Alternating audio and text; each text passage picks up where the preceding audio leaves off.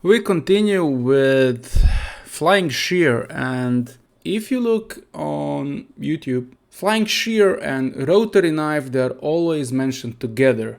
However, from application aspect, mechanics and so on, they are completely different types of movement.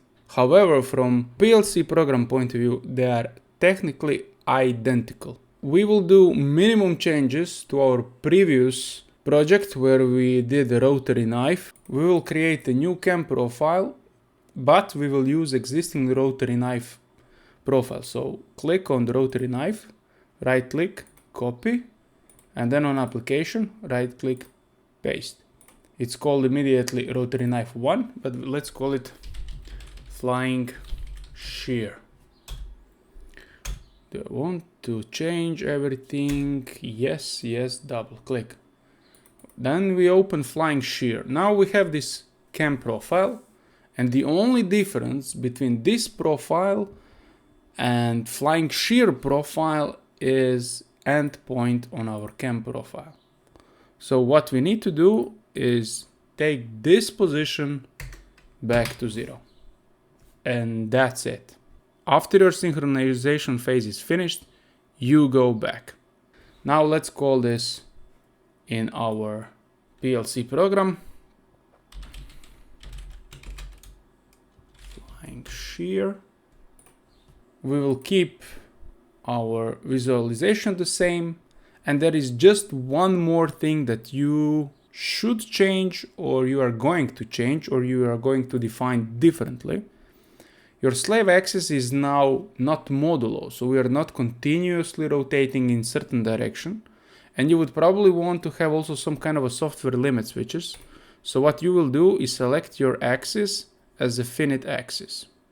We can now load this program.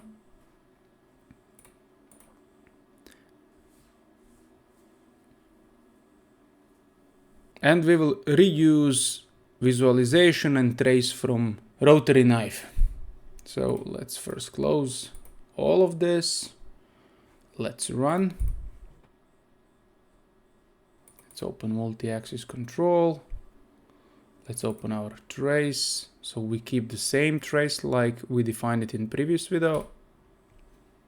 Again, please watch the previous video because partially you will not understand, for example, this length to cut, what it does and so on, and how do we define this length that we want to cut. So we enable the drives, we will execute set position, and we will prepare in the same way our move velocity. Now execute cam table select, MC cam in. So we execute our move velocity, default value is 2000, and as you can see, and it goes back. If we check our trace, how does it look like? So as you can see, slave goes up and then down, up and down. Now if we decrease, let's go immediately to the minimum value defined in last video, 500. So you see the cutting is more frequent. Again, we can check between two end of profiles on MC cam in our length to cut. So let's stop the trace. Let's go like this, and we will need to have more space. Let's take one cursor, let's take another cursor, let's move to end the profile,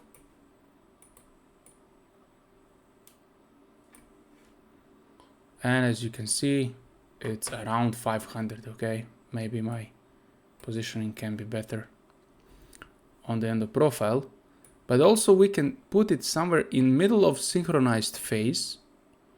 Let's put it like this here, where master F-set position is 2348, and let's try to find the same. So we find 2, 3,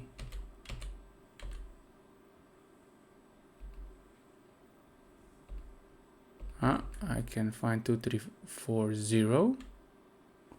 And now that I found more or less accurate, we can see that 2340 and 2339, okay, close enough, but again, delta is 500. So we are cutting exactly 500 like we defined it. So that's it for this video. Thank you for watching. If you liked it, please give it a thumbs up. Don't forget to subscribe, and I'll catch you in the next one. Bye.